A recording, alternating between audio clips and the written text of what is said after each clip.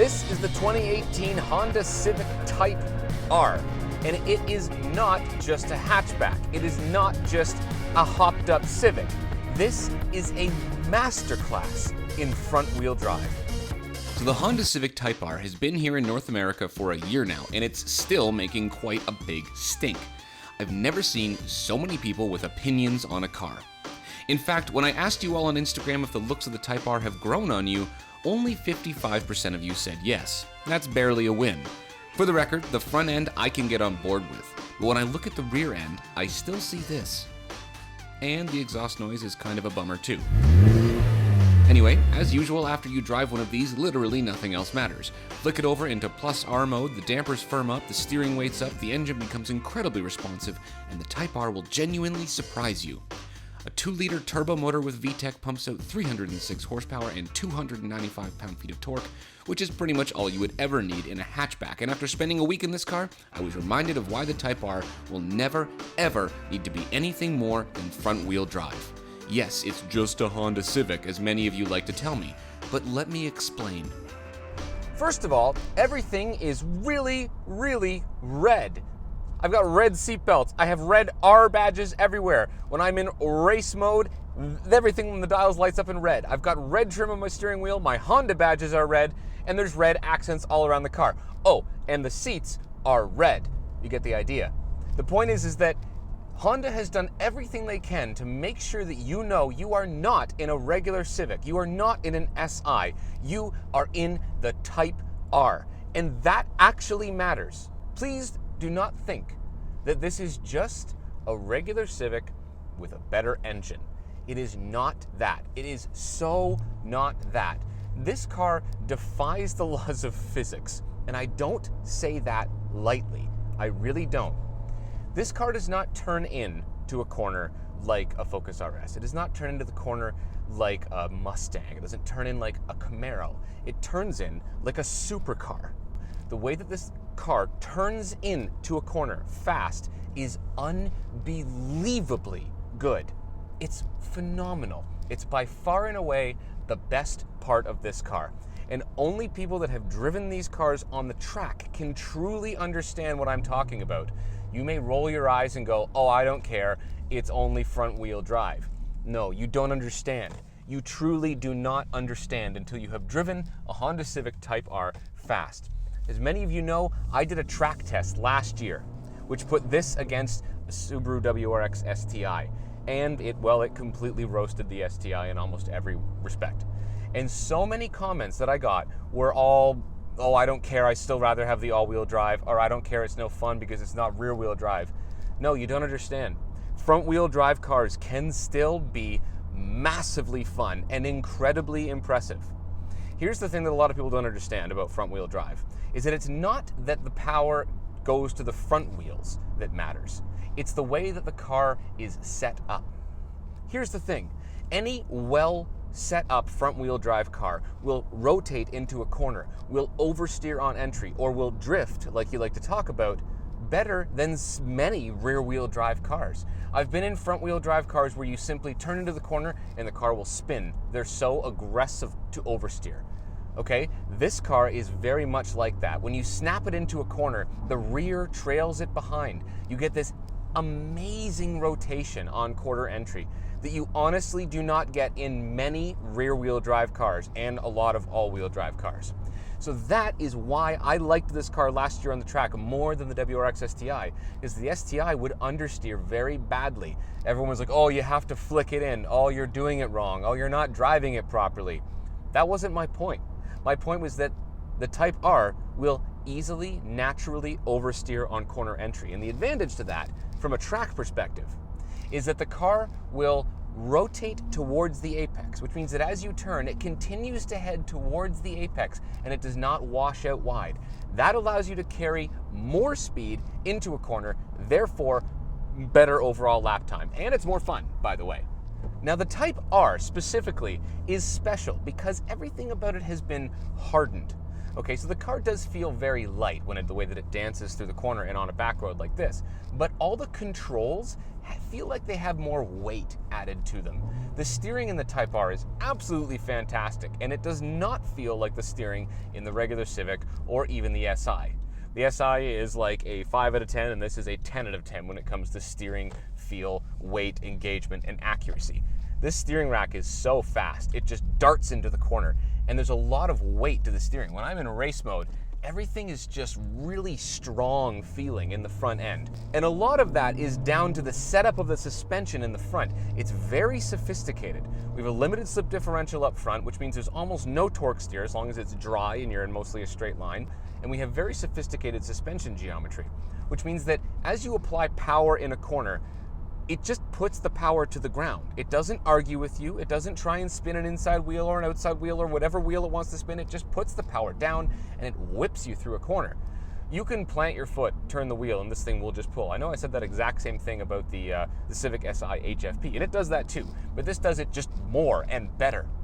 As for the rest of the controls, the shifter is, okay, so I had a problem with the shifter in the SI. I complained about it, and a lot of people called me out and said, oh, you're wrong.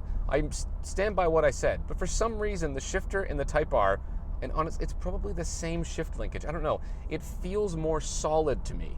It feels more positive when you snap it into a gear, and it feels less cheap. I don't know if they changed anything. If they didn't, I'll eat my words. But I swear that the shifter in this feels better, and the clutch feels heavier as well. There's more clutch feel. Speaking of the clutch, there's a very aggressive anti-stall feature. So if you're just kind of floating in traffic, you can literally just roll this car forward by releasing your foot on the clutch. You don't need any gas. It's really weird. It's almost difficult to stall this car unless you snap your foot off the clutch pedal. Anyway, on a back road like this, we put it in third gear, power just puts down to the ground, and we can just whip it into a corner. It's just phenomenal. We are turbocharged. And the power, while there's a minimal amount of lag below 3,000, once you're up above 4,000, this car just opens up and it makes a really good engine noise, and it really hustles. It really genuinely hustles. It puts the power down and it pushes you back in the seat, and it is exciting. Not many cars are genuinely exciting to accelerate in. This is one of those cars. And with the 6-speed manual transmission, I'm able to snap through the gears because there is no rev hang. So regular Honda Civics in the manual form have a lot of rev hang. This car does not have a lot of rev hang. I don't know why we can't do similar engine tunes on the lower Civics and the SI, but this one, in between gears, the revs fall and you catch the next gear and off you go, and everything is perfect and you're happy and you're smiling. I don't know why we can't do that with the other Honda Civics, but here we are in the Type R. Maybe they just saved it for the Type R to make it feel even just that much more special. But power's going down.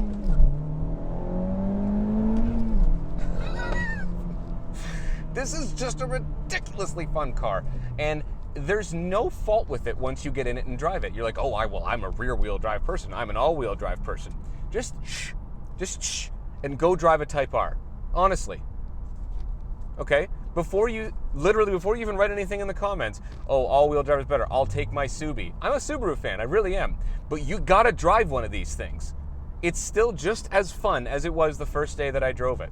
Now, we are on a 240 tread wear tire, I think, which is pretty sticky. If you know your tread wears, 200 is the level that you get at when you're in competitions doing time attack and stuff, 200 and below. This is a 240 tread wear.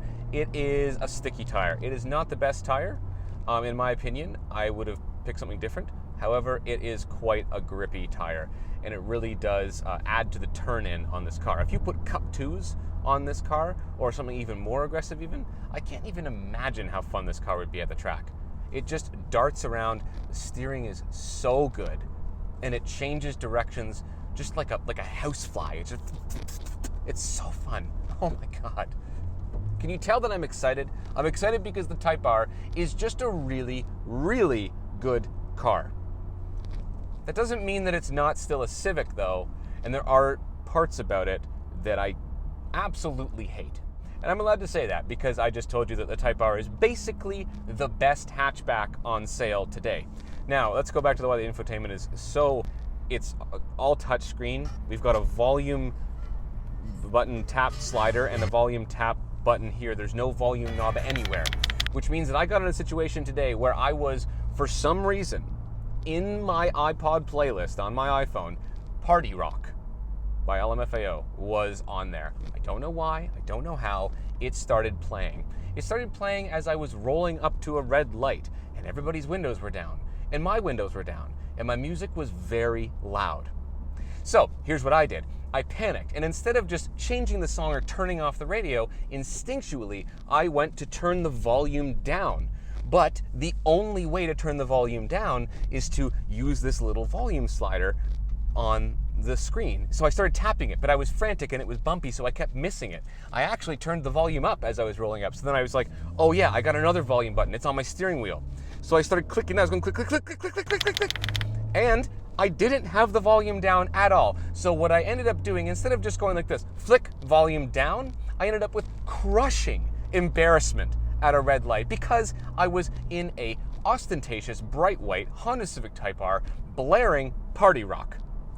That's why, in a nutshell, I really don't like the infotainment. Mostly because of the fact that everything is touchscreen, it's fairly laggy, I do not like the interface, and for some reason, this happens in other cars too, not just the Honda Civic. When I'm in Apple CarPlay, which works fine, other than this fact, a call will come in and Siri will announce it to me with the voice of the gods. It will be the loudest thing you have ever heard in your life.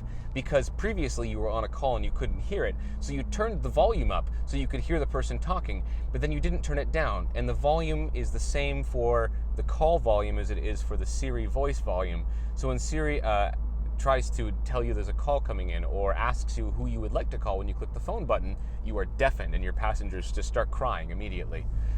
So those things I do not like. Also the climate makes no sense, and you have to push a climate button to be able to turn the fan down.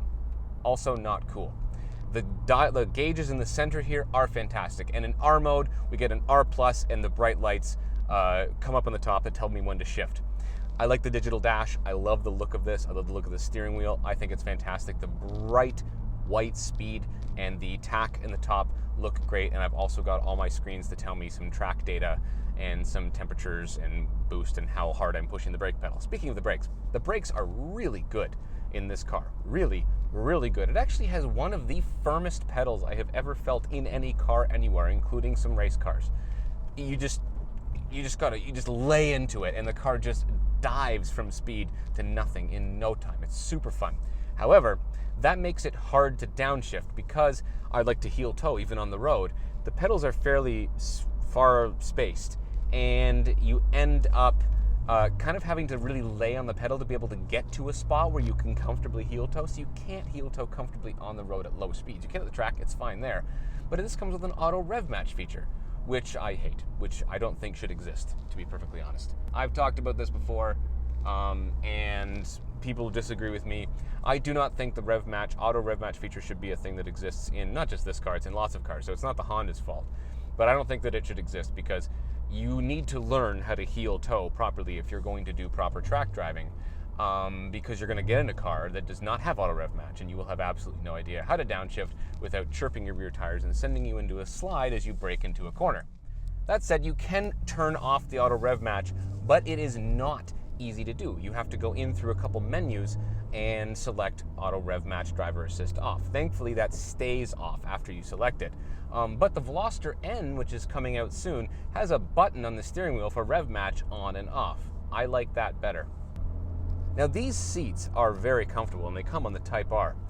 They've actually been designed properly, which means that they've done bolsters correctly. Most manufacturers, for some reason, decide to start the bolster in the center of the seat, and it ends up just digging into your leg and not holding you in any more effectively than a flat seat would. These actually have vertical bolsters on the edges, so there's a long flat section for your butt to sit on so you're comfortable, and the bolsters come up vertically and hold you into the seat. It makes a massive difference, and these are actually very comfortable seats, and they look incredibly cool. And by the looks of this, I'm not sure if this is certified or not, but you would be able to put a 4-point or a 6-point harness in this car with a proper roll cage in the back. So it's ready for the track in that respect. Speaking of being ready for the track, these cars are literally, as they are, ready to go to the track today. That is the best part about the Type R. You do not need to modify them. If you have a Type R, you do not need an engine tune. You do not need better suspension. Maybe upgrade the brakes and the fluid, and if you want to get competitive, new tires. But the rest of this car is genuinely just ready to go on the track and have a good time and set really fearsome lap times. Put it this way, there is a Honda Civic Type R in my class at Time Attack right now this year. I'm driving a BMW 330 that is fully stripped out with really expensive suspension. It has a roll cage, there is no interior, it has a racing seat. I've tuned the motor, it's got headers, and it has upgraded brakes, and it's got wide sticky tires. And I am getting absolutely smoked by a Honda Civic Type R in my class. Just smoked. He's beating me by full seconds at the track. And all they have done is upgrade tires. Yep, that's it. Just new tires, and this car stock is completely obliterating my full winter-long BMW track car build. Yeah, that's happening. What is this car like to live with? Well, the news there is also good. It is mostly just a Civic overall. It's very practical. The hatchback actually has a ton of space. The rear seats, while they feel a little bit cheap with the cloth, they're spacious enough that someone can sit back there. Everything's really genuinely fine with this car. You're not actually going to find a reason why you would justify saying anything bad about the practicality of this car for the level of performance.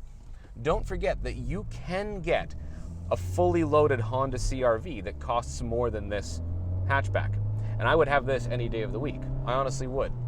This is a fantastic car. It is a fantastic daily driver. It's fun to drive almost all the time. It's practical, and it's fairly good on gas. I'm getting 8.3 liters per 100 kilometers, which you can get better than that, but that's what I'm averaging with a little bit of booting around on a back road here and there. So for the level of performance, that's pretty impressive, I'm not gonna lie. Now, could the car do with a little bit less aggressive styling? Yes, I think that it could. However, I've been thinking about this all week, and I would genuinely own this car. I would purchase this car as my daily, and I would probably have a separate track car, but I would use this on the weekends just for the occasional track day, just for fun. Because it does everything very, very well. It's comfortable, it's economical, it does look cool, it does grow on you a little bit, but it still looks a little bit ridiculous. I can get over that, but it is most certainly special. This car turns heads very effectively. People go, what is that? Or, oh, sweet, it's a Honda Civic Type R. Those are the reactions that I get. And that doesn't get old. It is cool, it generates controversy, it generates conversation in the car community, and I like that more than anything. So, the Honda Civic Type R. This is still an absolute win for Honda. This is a wonderful, amazing, sensationally fun vehicle. It is pretty pricey, but you are getting a lot more than a regular SI. Do not forget that. So, thank you for watching Throttle House. I've got lots more car reviews like this coming at you all summer long. You need to subscribe right now, because not only am I bringing you more road tests like this of cars just like the Type R, I'm also doing a lot of track tests this summer. I do a One Track Mind series where I review cars on the track with the Pinnacle Driving Academy. Colin sets the lap times and we drag race them in every episode. You need to subscribe, if not just for these car reviews, then you need to subscribe for the track reviews. So leave a comment, tell me if you like the Honda Civic Type R. I genuinely would like to know what you have to say. Would you own one of these? Would you buy one? Do you think that they're silly? I don't know. I want to hear from you. Subscribe, turn on notifications, and I will talk to you next time. Bye.